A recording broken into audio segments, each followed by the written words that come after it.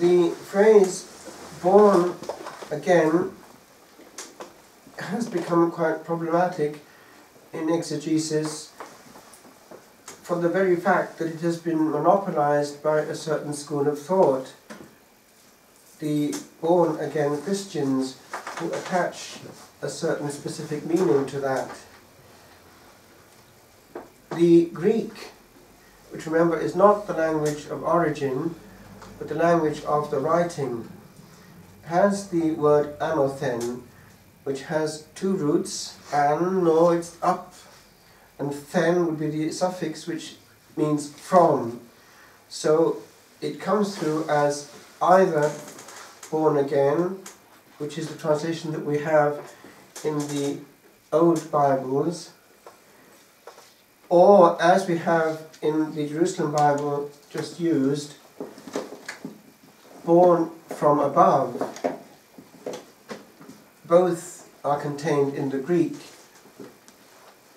In Italian, one has the expression a capo. To start something a capo means literally to start it from the head, from the point of departure, therefore. But it also has contained something of that notion of from the top. And that also we have in English, take it from the top. Now I wanted to go further to see how they had worked back into the original, or as close to the original as we can get.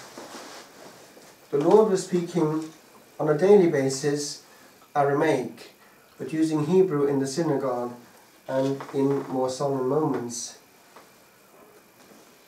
The Hebrew and the Aramaic use the same characters and are very similar. I only have the working back into Hebrew at home, but it's close enough to see what probably was going on and why we have this word.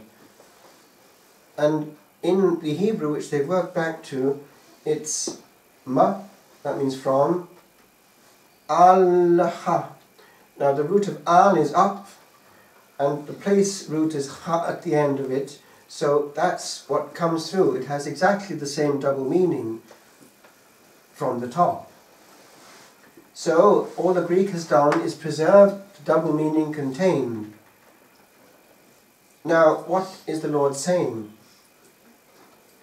He is unexpectedly turning what actually was meant to be really a question and answer session into a session of teaching. He sees that this man, Nicodemus, is not like the other leading Jews. He comes at night by discretion, but he doesn't come to test him. He immediately shows that he's on side. He's saying, no one can do what you're doing if God is not with him. And we, but at least he, know that he's from God. And then the Lord sees that goodwill and zooms into it and goes on to indicate that he, even he, needs to have a rethink. So this notion of being completely revamped inside is kind of important.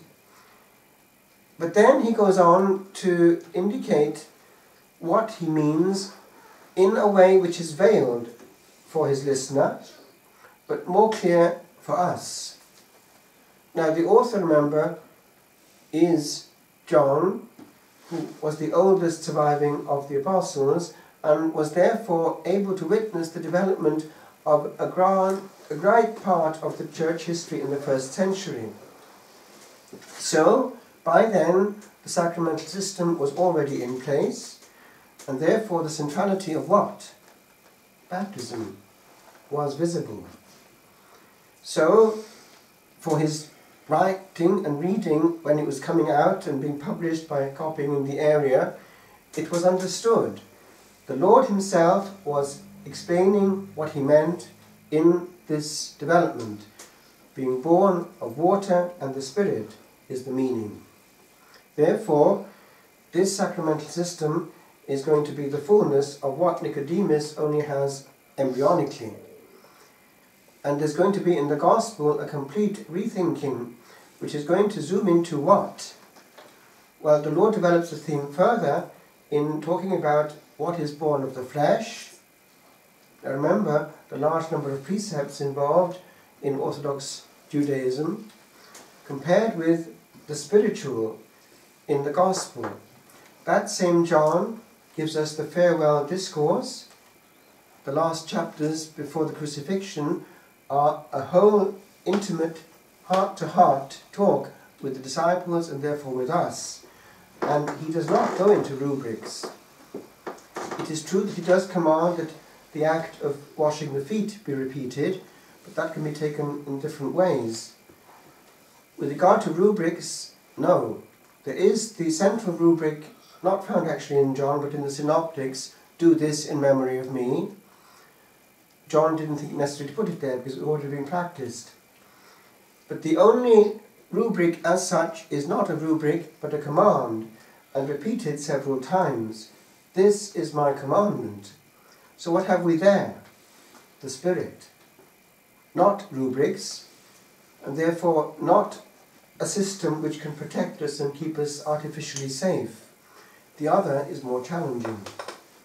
So he wants this bit, the Spirit. And this is the bit that Nicodemus has got to cop onto. He mustn't keep the structure which is going to blind him to what is coming to him in salvation history right before his eyes. I'm not just a rabbi, the Lord is saying. I am far more than you think. And you've got to cop on. So, we don't remember or know fully what actually happened to Nicodemus afterwards, but he was there at the crucifixion, I believe.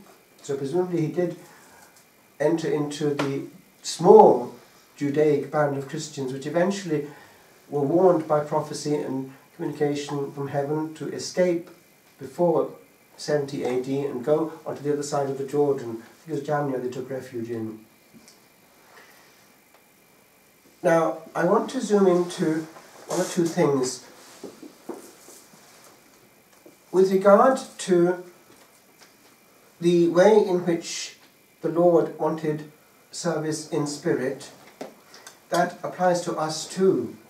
Because with the development of Christian history, we have managed to acquire also a great machine. And now, with the renewal since the Second Vatican Council, it has been to some extent simplified and almost exploded, leaving us with the commandment more visible. That is to be felt specifically in the liturgical realm, where it is quite clear now, by detecting certain things, whether both the priest and the people are genuinely in authentic mode of reverential, contemplative engagement with God, or whether there's something else going on. That's less easy to fabricate now because it's all more open. Because the B side of the old system was that the system hid. And in practice, it wasn't actually always brilliant if one looked at the speed at which the outside was performed. I've mentioned perhaps to you before what I heard from somebody actually here was known to happen in Mullingar Cathedral, how this person who happened to be trapped in church all night saw at the high altar a celebration of a high mass going on, but they were off the ground. Therefore they were spirits of clergy who were doing their purgatory, making up for presumably things which hadn't been correct in the perfect execution externally, but on the inside something was missing, and so that was going on. It can be our case as well. Now, what I want to zoom into is this. If now there is less structure, the onus now is on us. And therefore, certain things demand a personal responsibility and awareness. Whereas before one was carried, now one has to be countercurrent. Notably, the way in which we comport ourselves once we're in that sacred presence. I mean in any church which has a tabernacle. That is not indifferent, and one cannot be fooling oneself by saying one is being charitable and so on to everyone else, if in practice the rights of God are being given to man. That the politeness towards a person is more important than the politeness towards the inhabitant of that temple, God himself. Now these are spiritual. They are only perceived by the Spirit. And if therefore a person does not perceive it, that person is lacking and needs to be, in that sense, reborn mentally. I just want to give out again these, which I've just blessed before coming.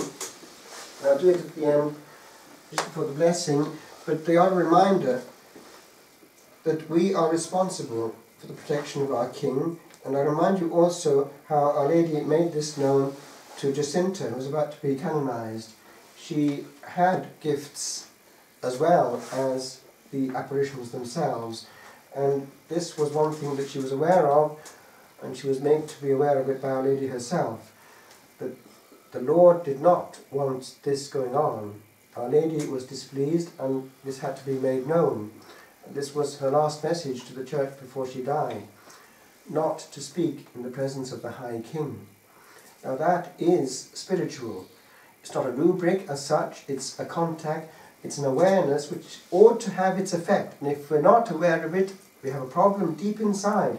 We're losing faith, we don't see the invisible, we see only the flesh. That person next to us, whose conversation is more important than courtesy towards the High King and his angels, who are weeping because we're insulting. Now, on the level of profoundly Catholic countries, that also is happening. The awareness of the rights of the High King it's being chipped away by this procedure of erosion coming through the pulpit, which is essentially media. And only this day, before I came, I was approached by 3 ladies of influence who just came out of nowhere, wanting me to be aware of what actually has just taken place. The attack with regard to life in this Catholic land is part of a huge orchestrated program, and apparently it is quite satanic, and there's a whole program also to do something similar in another very Catholic country after Ireland has completely fallen, Poland. Well, they were giving me to understand that the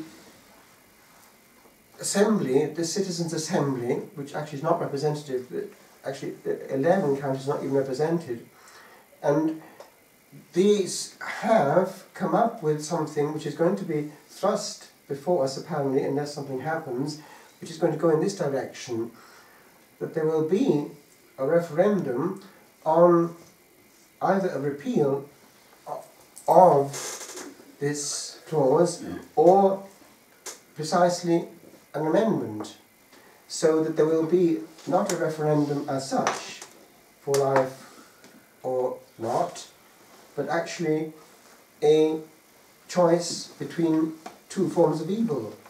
And that already happened when there was in that other voting with regard to the right to life. There was not actually a proper choice given, if you remember correctly. It was carefully worded in such a way that one saw the hand of Satan. Now, there's something hugely sinister going on right now. And so they were wanting me to see if there was a way that there could be a massive amount of prayer going on. They were looking for 100 masses, that kind of thing.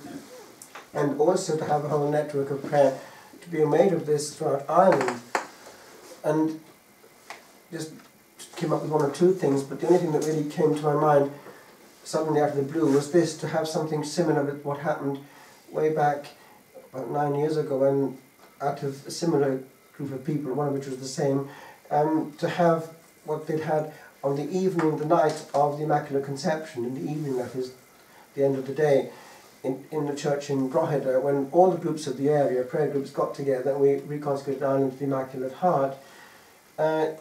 So that, I got immediately on the phone to Father Michael and he okayed it, so that's going to go ahead, probably we'll have it. It's going to go ahead, we fixed it now, on the evening of the feast of Our Lady, Help of Christians, the 24th of May. Remember the vision of John Bosco? He saw these 2 pillars in the sea. On one was the Blessed Sacrament, and on the other was the Our Lady as help of Christians. And so that'll happen then. Mass there in the normal rite, they're possibly facing the other way, but it doesn't really matter, but it'll be very reverential anyway, as the other one was. And that'll happen at 6 o'clock on the 24th of May in Johnstown, because as I have use of that church when I want to, so that works very well. So we'll get round, have music ministry and everything, so that will just happen of its own accord without too much further or bother, but it will go down YouTube, part of it anyway, so that won't do any harm, because what's going on right now is not just human. I just want to remind you of one thing. What's going on right now in Ireland had actually been prophesied. When I was in Cunnaprod, we used to go on a monthly basis, at least when it wasn't too cold, down to Mount Mallory. And there things would happen in these all-night vigils. And they would go from all over Ireland actually, with busloads from all over the place. And apparently that was all set in movement by what had happened the previous year. There had been, I forget what year it was now, no, maybe it's going further back, but there had been this series of events down there. Barry, one of the young men, died since, but Our Lady had intervened, and she had given a few words for Ireland. She was pleased with Ireland, going back now a long time, because it was still massively practicing, but there was a warning. And at the time we couldn't understand what that meant, because it was still massively practicing, but with hindsight we see. And the warning was actually quite alarming. And it went in this vein: unless we changed, and presumably she meant an interiorization of our faith, an awareness, or a deeper awareness, not just saying the rosary, which was still happening at that time, but engaging fully with our faith on every level, in spirit, then the devil, apparently, would take over the church. Now, we couldn't understand what that meant. It was quite frightening. But we can see what's actually happening.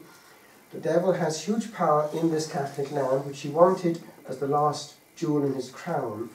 And so, by a process of infiltration, he's got the access to the Catholic family through what hits every family. Initially it was the television, now it's also other means as well, but it seems that there's a very, very, very well orchestrated underground manipulation of things, which means that, humanly speaking, what could never happen is actually happening before our eyes, and it's going to get worse. And part of the problem is that the church now, I mean, in practical human terms, in preaching, feels too threatened and too weak to say things clearly. And even within the church structure as it is, if a priest speaks out, often he's disciplined. That's what it boils down to, because people complain to the bishop. Now, in this diocese it's fairly peaceful, but it's not always the case elsewhere.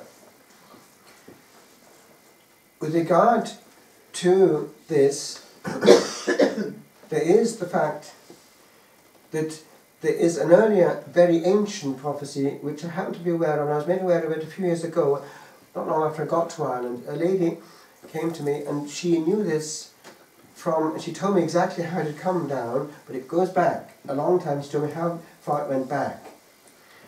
And it was a good source, and it was unthinkable at the time.